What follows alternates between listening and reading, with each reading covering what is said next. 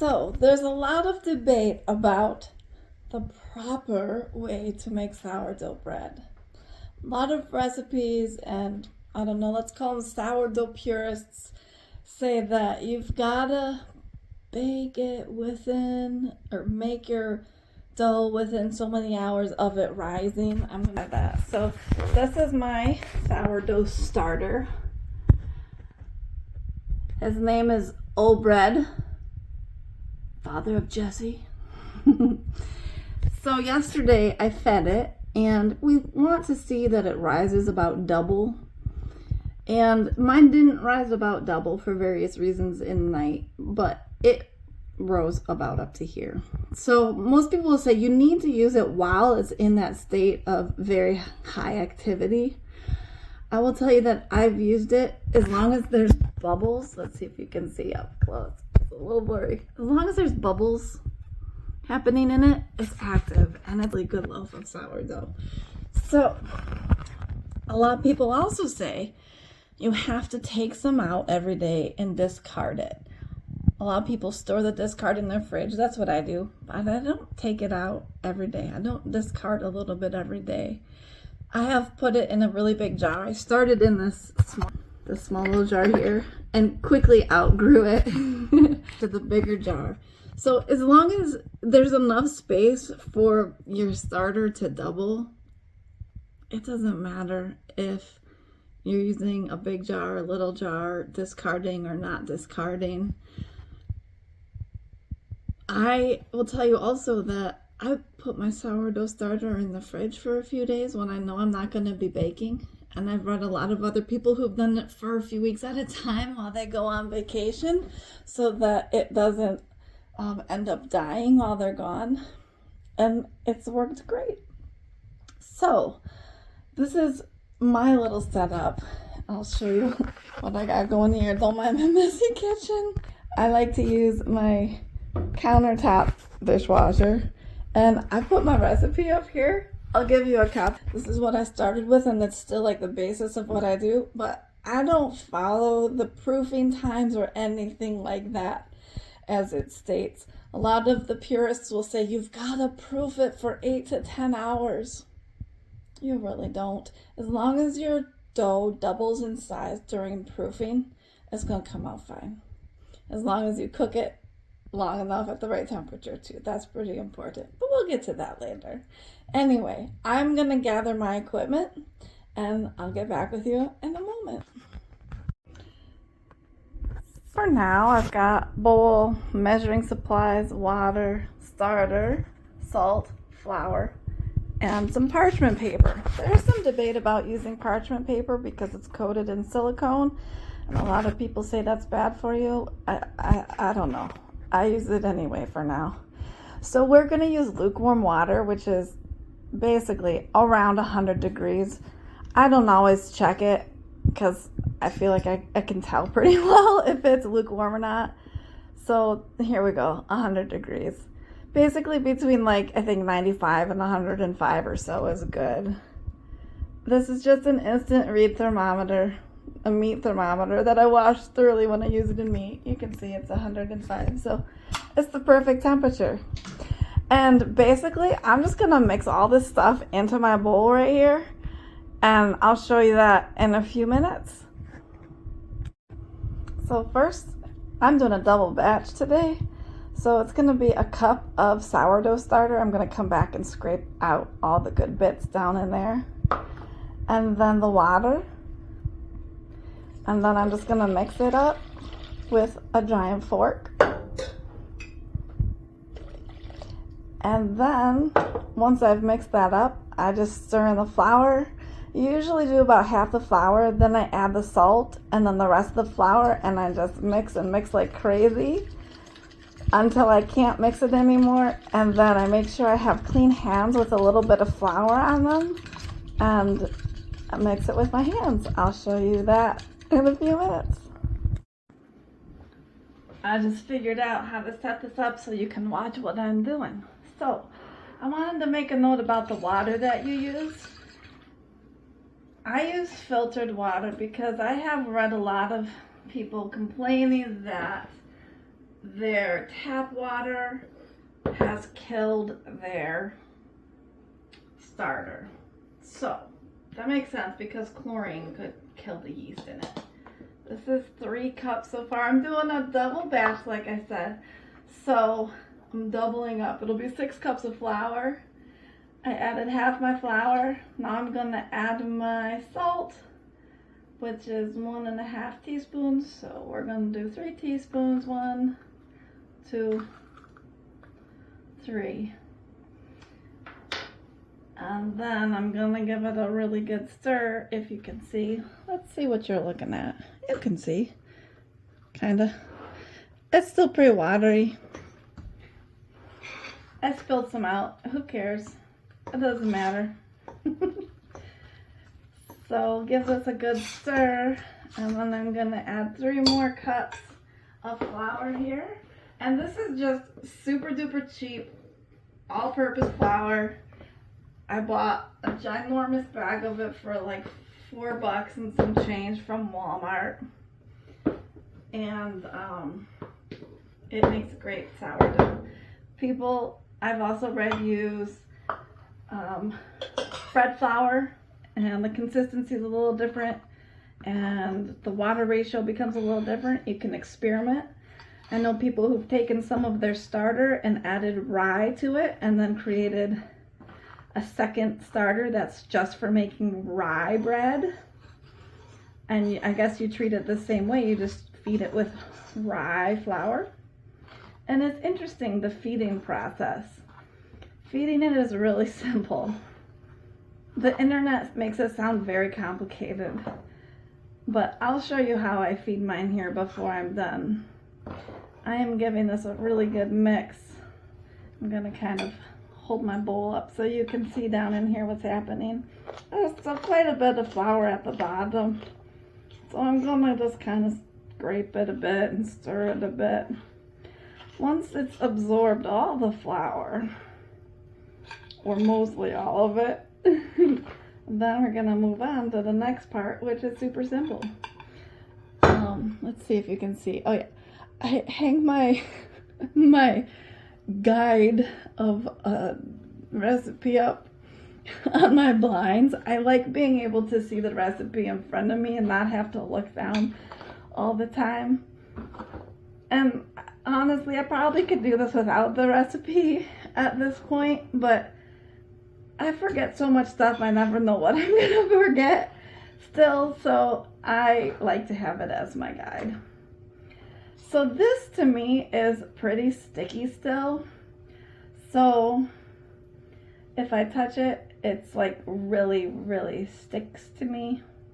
And I don't want it to stick that much. So I'm actually gonna add just a smidgen more flour. And I've got this fun little cup down in here. And sprinkle a little bit. And it's literally like, I have no idea how much flour that was.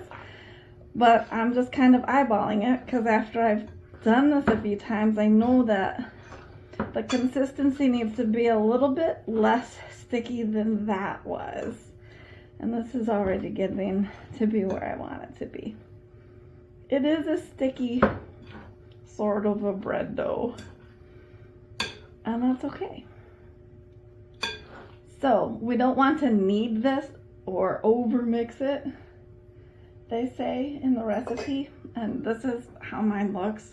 If I touch it now, like, it's not totally sticking to me.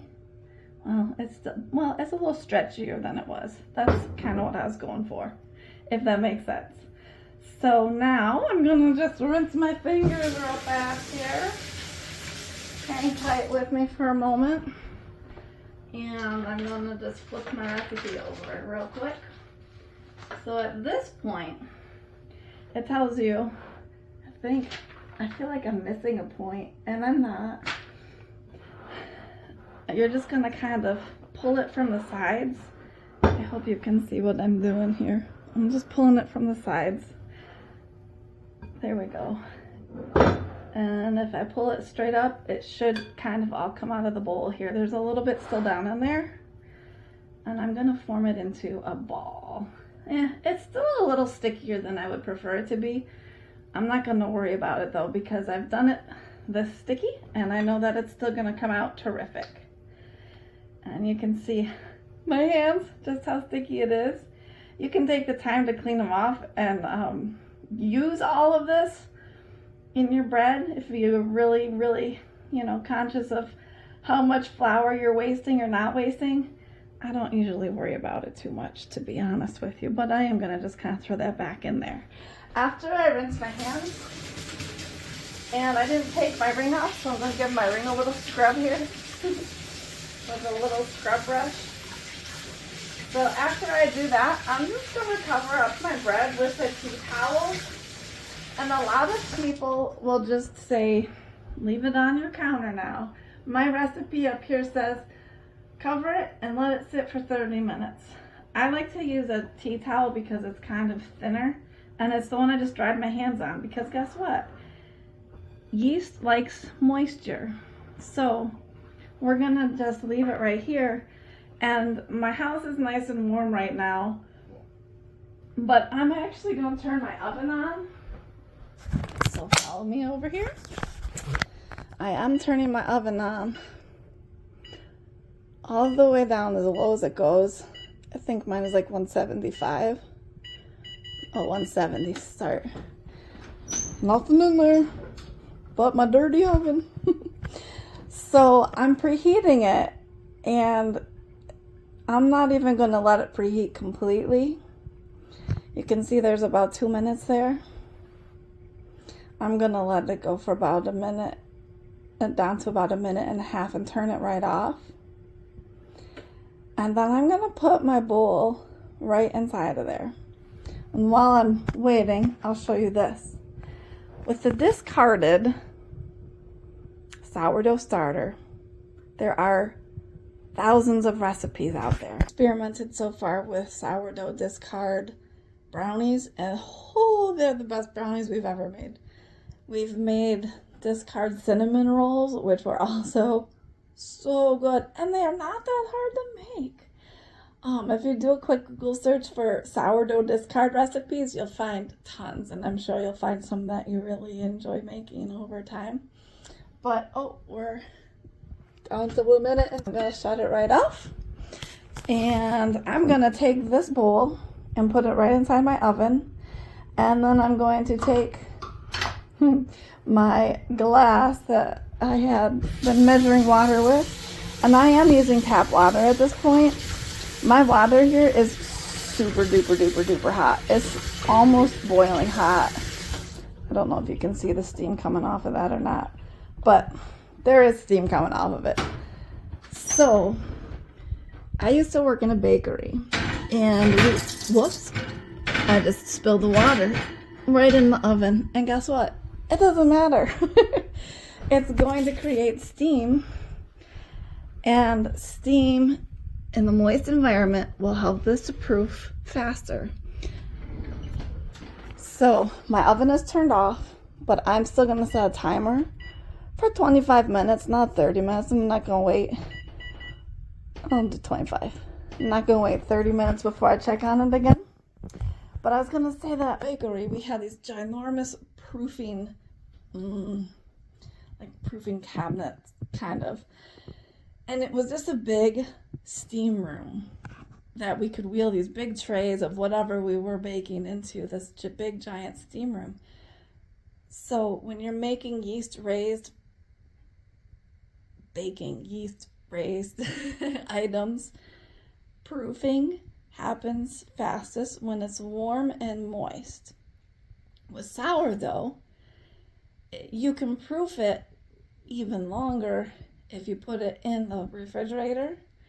I read somewhere, I think actually a friend told me that if you proof it in your fridge for like 24 to 36 hours, the yeast actually breaks down the gluten that is in the bread, and it doesn't become gluten-free. I know that because I worked in the gluten-free store for many years, but I do know that a lot of people who are even celiac have an easier time digesting sourdough bread.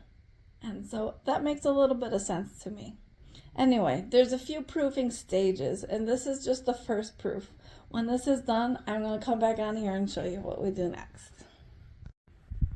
So my timer just went off and I pulled this out of the oven. I don't know if you can tell or not, but it has actually grown quite a bit, which means that sourdough starter is quite active and it's doing what I want it to do. So I'm going to set up my camera back in its little holder and I'll show you what I do next. So I now have clean hands. This time I took my ring off. And I'm actually going to put a little bit of flour on my fingers. Some people don't do this, and some people use oil. I like to use flour or oil because it does end up sticking to my hands, and I'm just letting it fall right onto the clean surface behind me. So this is where it gets fun. We have to stretch it and fold it. So I'm going to reach in here, and my dough is sticky. And basically, I'm just going to pull it from each side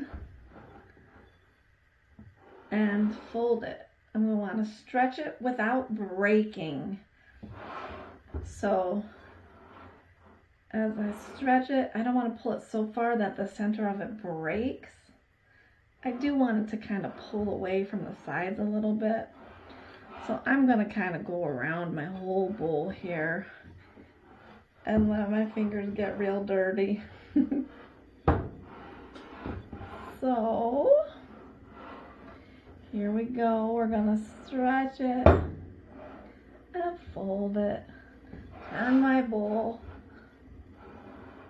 Stretch it and fold it over. Stretch it. I've seen a lot of people say that if it's this sticky, it's not going to make a good loaf of sourdough bread. And I am here to say that's absolutely not true. It will make a lovely loaf of sourdough. Actually, this is going to end up being 2 loaves of sourdough. Now I'm just going to kind of tuck the edges so that it is a round ball, B-A-L-L. Goodness, sometimes I still can't get the right words to come out of my mouth. Super sticky, stickier than I wanted it to be to demonstrate, but I'm kind of glad because I want you to see how this is still going to turn out fine even though it is sticky, sticky, sticky. And I do have quite a significant amount here. I'm going to tuck it right in there. And then in just a minute, after I rinse my fingers again, I'm going to put it back in my oven. I just turned my oven back on real quick to let it heat back up. I gotta turn back off before it gets too hot. But that water is still in there. If I notice that the water isn't very hot, then I'm gonna dump it and put new real hot water in there. But for now, I'm gonna pause. I'll be right back. So this is the point where a lot of people say, now you've got to cover it up and you've got to put it in your fridge for 36 hours or cover it in saran wrap and leave it on your counter overnight for at least 8 to 10 hours. And this is where I say, phooey. I'm actually going to grab something. Sorry for the weird movement on the camera. So I've got this dry erase marker and I'm just going to kind of mark off where we're at. It's like right here. So dry erase, who cares? You know, it'll wash right off, or if it doesn't, oh well, it's on the outside of a bowl, that doesn't matter. So I am going to cover it back up with my tea towel and put it back in my warm, moist oven for 1 hour. So I will see you in an hour, or, you know, a split second because technology.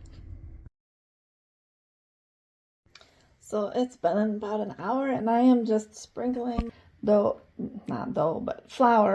on my surface here. And I just checked my dough in the oven. I'm going to pull it out. Remember, I turned off my oven, so it's not like it's sitting in there baking. It's just proofing. Now, ideally, we would have wanted this to rise by 50%. And if I wanted to spend the whole day waiting, than I could. I don't know if you can see this or not. The original mark is here, and it's come up to here. So it's definitely risen. It looks a little different on the surface than it did before. And I had to make sure it was flipped around so you could see what's happening here. Anyway, so at this point, we're gonna kind of dump this out onto this floured surface. And I'm gonna get my fingers in there in just a minute. I gotta do it this way. I don't have the coordination to do it and show you from that direction what's happening. But I mean, it's warm. It's a very warm dough because it was in the warmed oven proofing. Getting bigger and bigger. So you can probably see here it's acting kind of funny as it sits there spreading out. And I am going to kind of scrape some of this out with the side of my hand here. And then clean some of this off my fingers.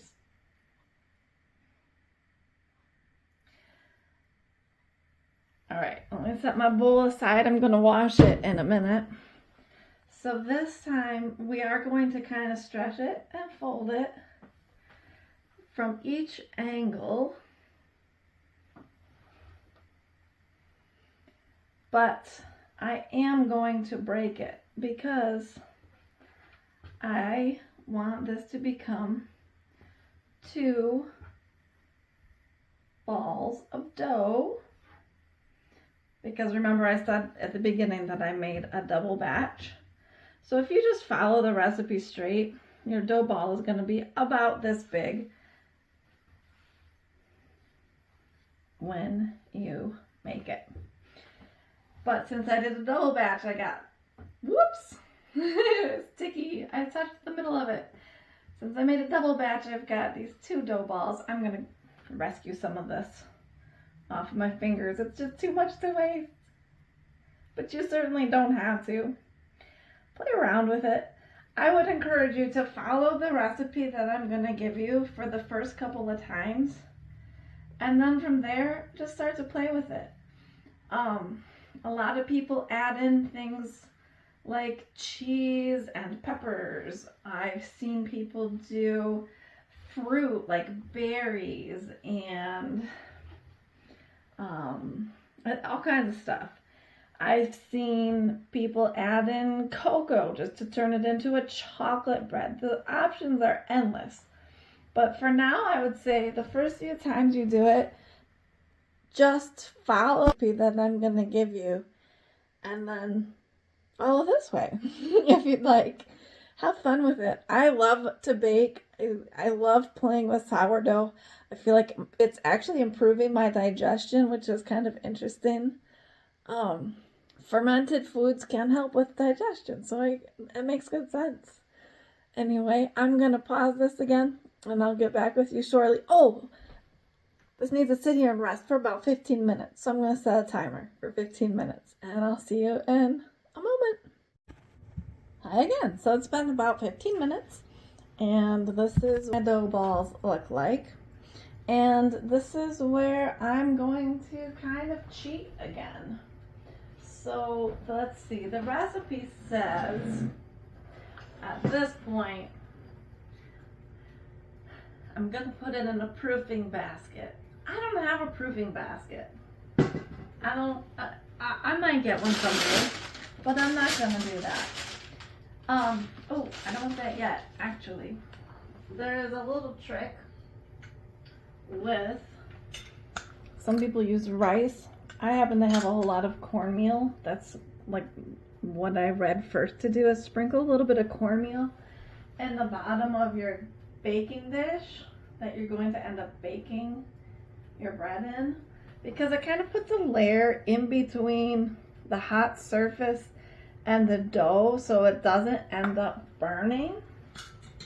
So I just sprinkle a little bit in there. I'll set that aside for now.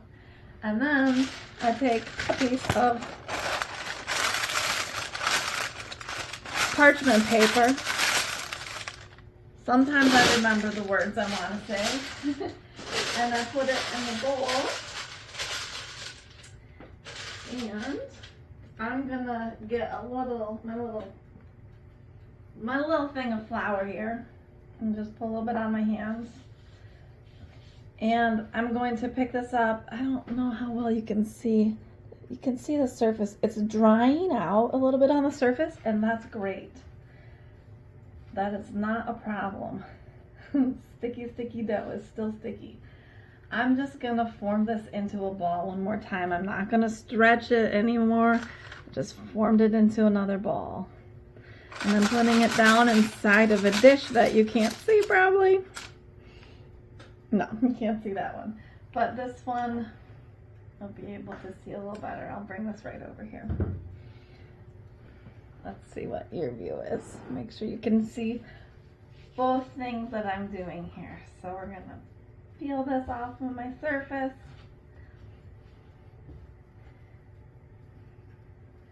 And just form it into a lovely little ball. And put it right down in here. Now, let me read what this actually says to do. Let's see. It says, cover and rise for 2 to 3 hours until doubled. Now, this is the point where I might actually allow it to rise for a little bit longer, because I do want it to get like big enough to be a nice, decent loaf of bread. But it's not going to take 2 or 3 hours. I'm going to check it in an hour. I turned my oven back on and off a moment ago, and I just turned it off again. I this time replaced the water. Oh, let me just show you what I did. I'll use a dish that's more like that size. Ooh, and I felt the steam come out when I opened it, so that's great. So I put fresh hot water in the oven, and it's off.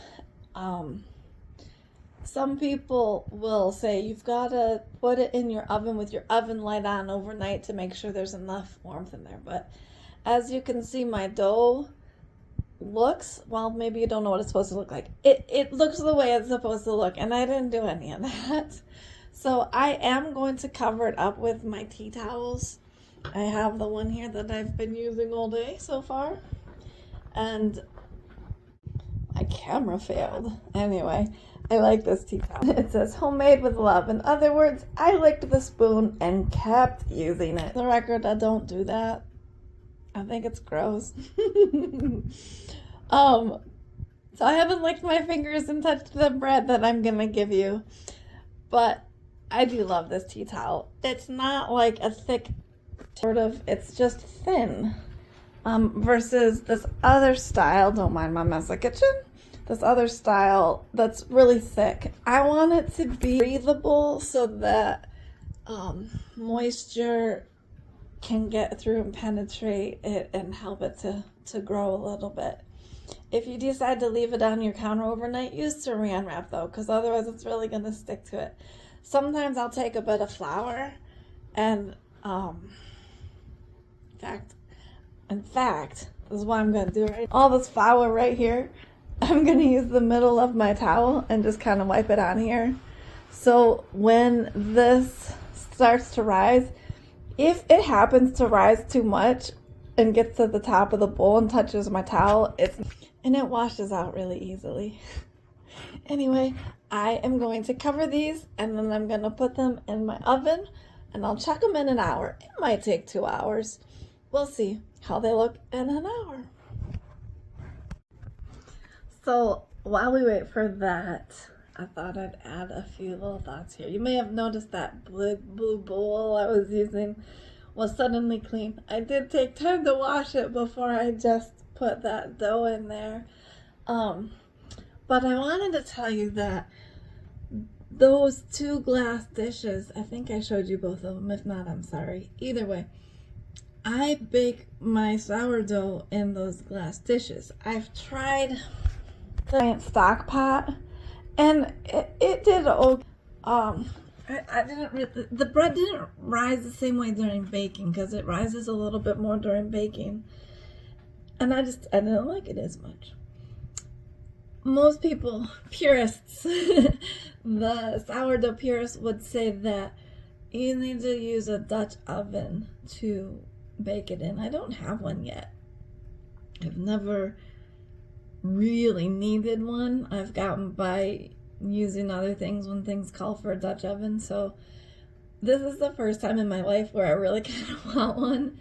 And I think we might get to invest in one soon. But I just use my big giant glass mixing bowls that can be baked in, and I cover them up with aluminum foil because your bread's gotta be covered for a little bit.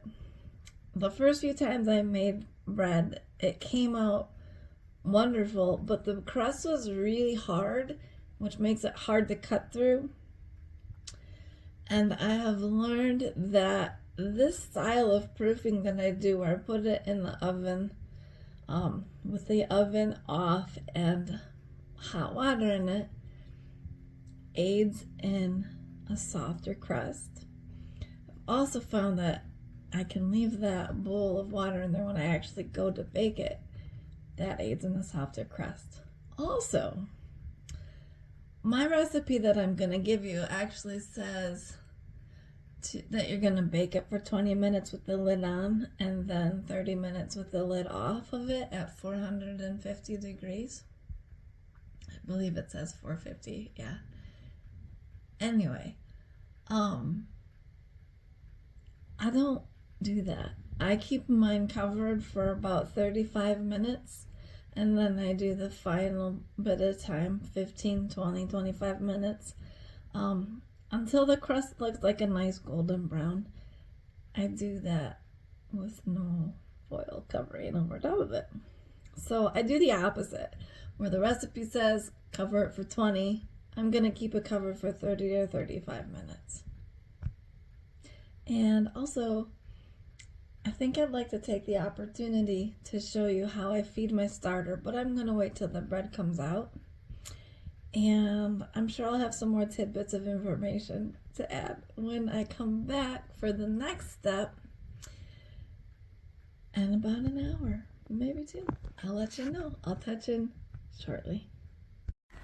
So it's been an hour and a half because I've been real busy. I wish I had marked the bowls so that I could show you more clearly how much this has grown. It's not quite doubled in size, but it's getting there. And I do have the time today, so I'm gonna go ahead and give it probably another half an hour to an hour, and then we'll come back to it. Okay, you guys, so it's officially been 2.5 hours since I put the bread in.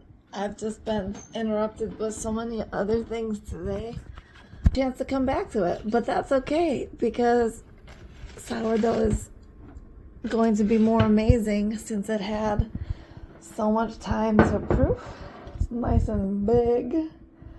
I'm gonna take both of them out of my oven where they were proofing with the oven off. Oh, that one didn't get quite as big as the other, but that's okay. So we'll just close that up to retain the heat. We're gonna turn it on to 450 degrees.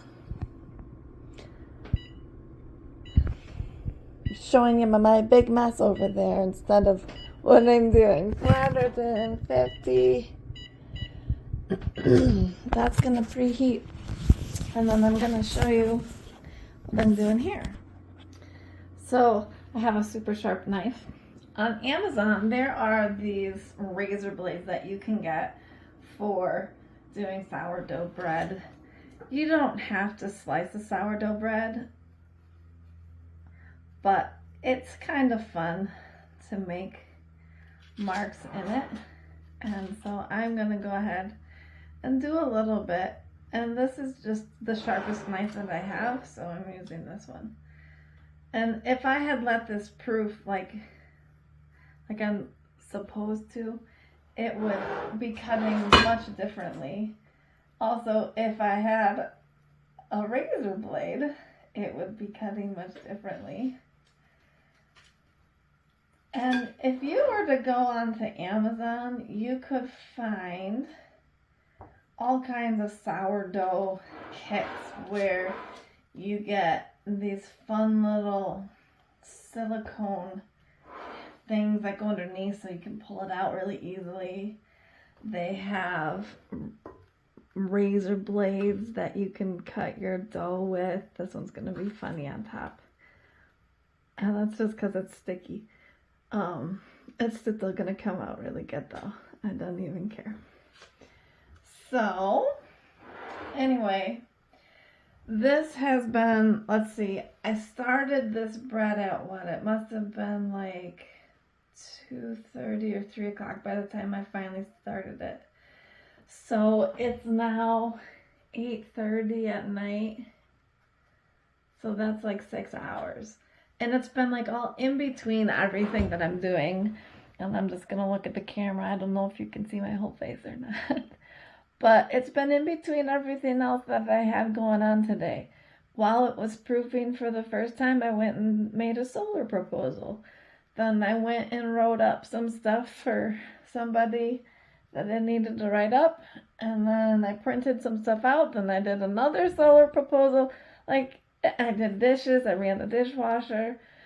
I just been making sourdough in between all the other stuff that I had going on today. And that's kind of the beauty of it. You can do it in between things. And I find that sourdough is very forgiving. It doesn't have to follow every single rule. I've read some stories of people who only do that very first stretch and fold, and then they put it in like this. So it's ready to bake right from that, and it comes out good too. I will tell you that the longer you proof it, the more sour it tastes.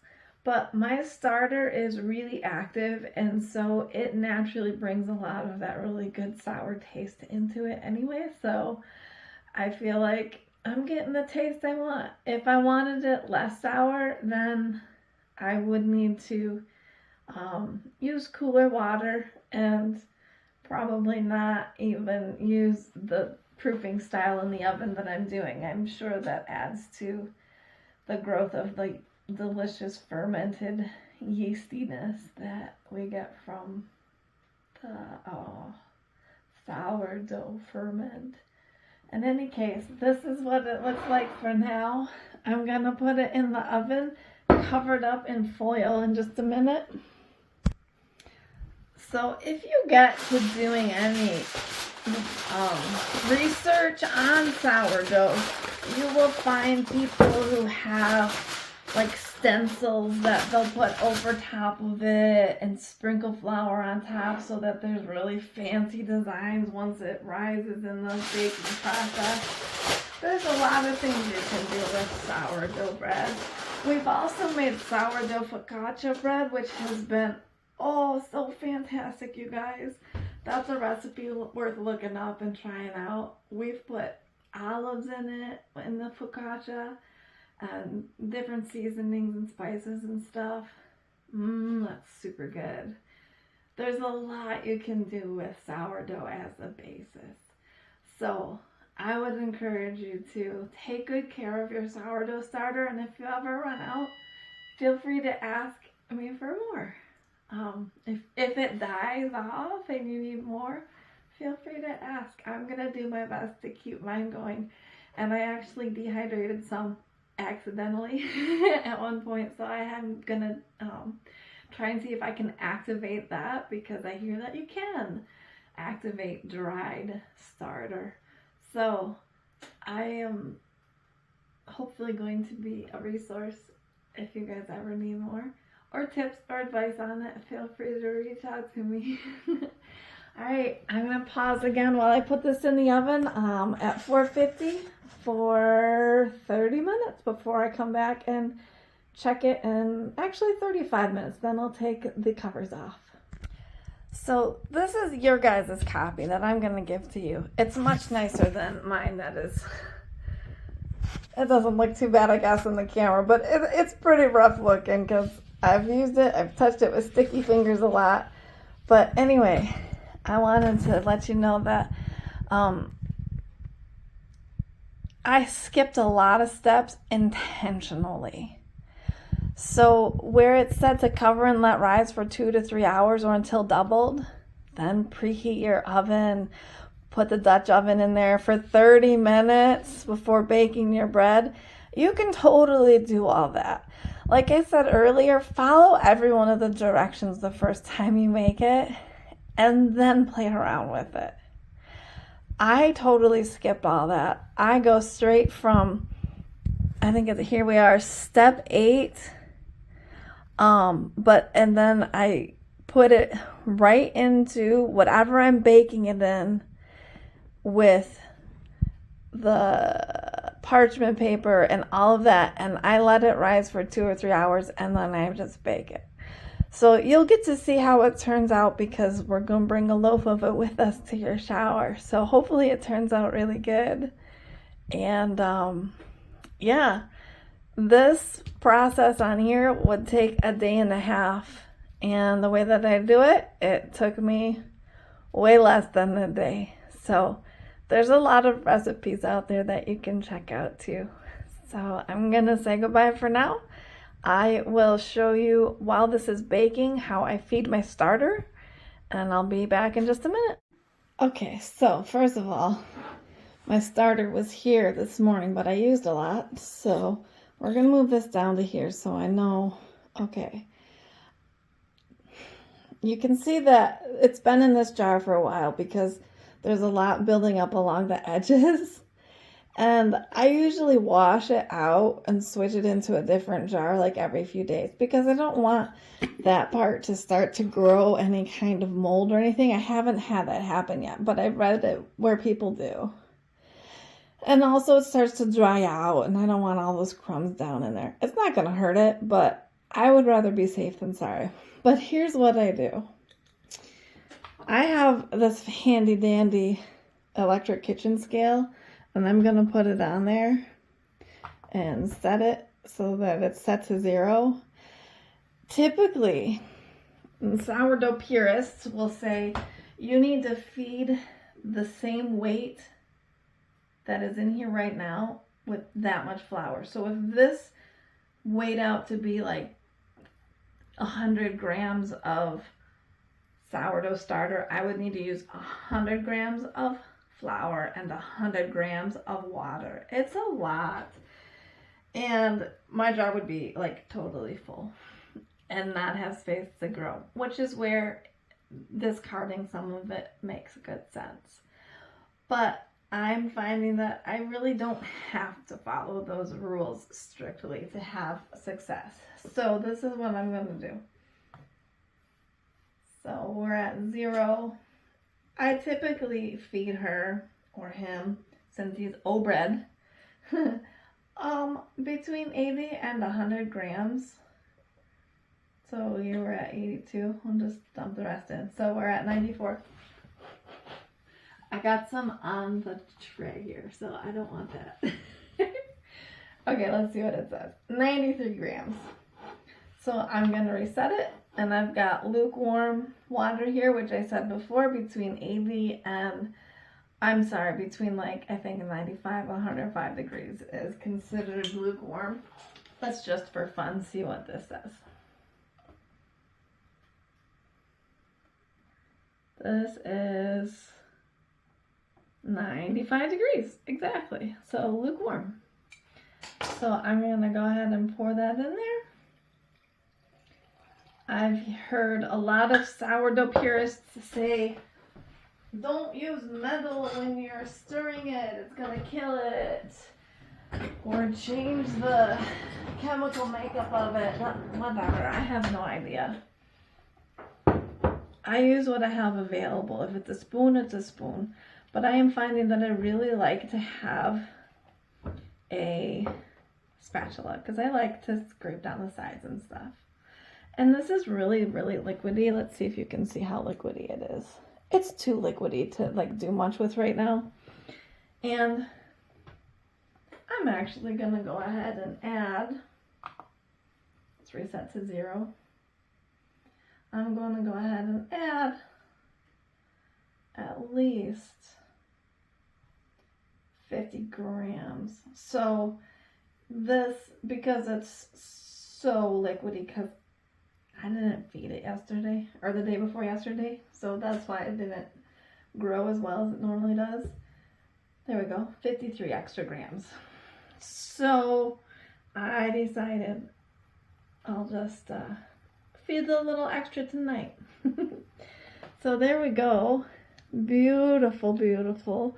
This is more of the consistency that it should be when you are feeding it. Now, in the morning, it probably will double in size. Since I did feed it yesterday, I only missed one day of feeding. And I'll scrape this down a little so you can see. Okay, it's this high. There's no way it's gonna have room to double, but that's okay because I'm gonna pour some into another jar for you guys. So tomorrow I'm going to feed yours in the morning so that it doesn't have to be fed by you until Saturday, or I'm sorry, I mean it won't have to be fed by you until Sunday. Or if you put it in the fridge for a few days, great, take it out and feed it whenever you have a chance to do so. I am gonna sign off again for now, and I'll be back shortly. Here I am back. I just had to go on a hunt for a clean jar to put yours in. I can smell the sourdough goodness. It smells so good. And I'm gonna give you a fair amount. It doesn't take much to start with. But there we go. That's 108 grams.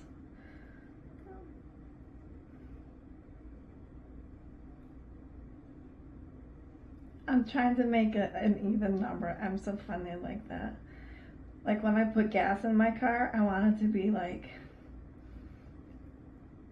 an even number. Oh, shoot.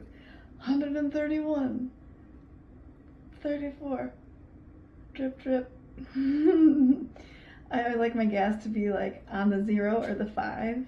There we go. 135 grams. So that means that when you go to feed it, you're going to want to add 135 grams of flour and 135 grams of water. If you don't have one of these fancy digital scales, then just dump this out and see how much it is in your measuring cup and add the same amount of flour and water to it. Maybe a little less water if it looks super runny like this one did when I first showed it to you a few minutes ago. Great, then just add a little extra flour. I'm also going to put around your jar one of these fancy little rubber bands so that you know where you're starting out at. All right, this will probably grow overnight, just like mine will. I spilled mine over the edge. We'll have to clean that up. Anyway, good luck on your sourdough adventure. I hope it is a lot of fun for you. Bye-bye. I'm back with one more tip. So, let's flip this around. I have heard a lot of people say that you want to cover it with like terry cloth and a rubber band or something. And I've read a lot of really bad stories about people who do that and end up with mold in their starters, or their starters don't grow right because it allows other bacteria to seep through just as it's allowing some to come out. I don't put my lid on completely tight. I'm gonna put yours on tight to transport it, and that's fine, but here. I'm just gonna kind of like set it on. You want some air to be able to escape, and you don't want all the bacteria and germs that could be around your kitchen or home, you know, somebody sneezing or something. You don't want that getting in there. So just kind of set it on. That's it. Let it breathe. And then if accidentally it grows over, it's not going to explode the jar or the lid or something. It'll just come out. I've had that happen. And it's not a big deal. You just clean it up. So anyway, I'm so excited. I hope you guys appreciate this as much as we have. I know it's a lot of work, but once you kind of get in the habit of doing it and taking care of it, it's not. Like I said earlier, today I just did it in between everything else I was doing, and I'm doing 2 loaves, which is super cool. One for me and one to share. I love that. It's so awesome. I mean, when I do one for me, I share it with my family anyway. But it's so much fun, and there's so much that you can make with it, and I hope you guys experiment a bit with it. All right, that's it for now. Okay, so it has been 35 minutes, and actually I'm gonna go ahead and pull this out so that you can see how it looks at this point.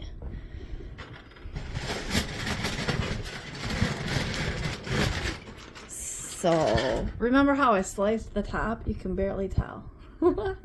But that's how it's looking at this point. And it is definitely ready to be uncovered after 35 minutes. This one looks kind of different.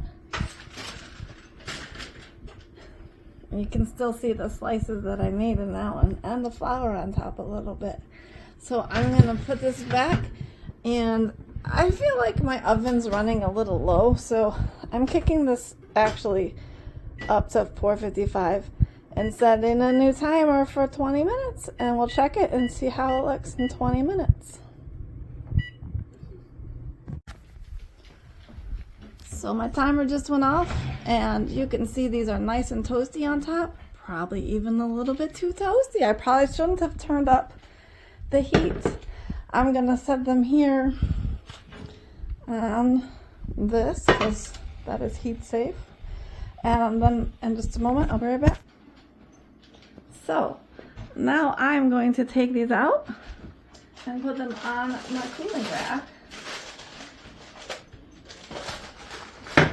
And I use these fancy glove-like, mitten-like pot holders because they are super delightful for this project. So as you can see, the top is a little bit extra crispy. I should not have turned it up like I did. I should have turned my temperature up earlier. That's okay. It's still going to be delicious. One more tip that I've learned is that you have to let this cool down for at least an hour. Otherwise, when you cut it open, it will be gooey in the center, even though it's fully cooked. So we're going to leave it be. We're probably not going to cut it open until the morning. But there you have it. Slightly toasty sourdough. It'll still be delicious. So it's been a little over an hour, and we're going to just slice this open so you can kind of see the crumb, as they call it. Here you go. This is really quite a perfect looking crumb on the inside. It's not gooey. It's just, it feels perfect. It's not too holy. It's not too dense. I like to cut it open this way, and then when we slice it, we go this way so that we then end up with like sandwich sized slices of bread, like so. It smells really good, and I think that you guys will like it. That's all. We'll see you guys soon. Bye for now.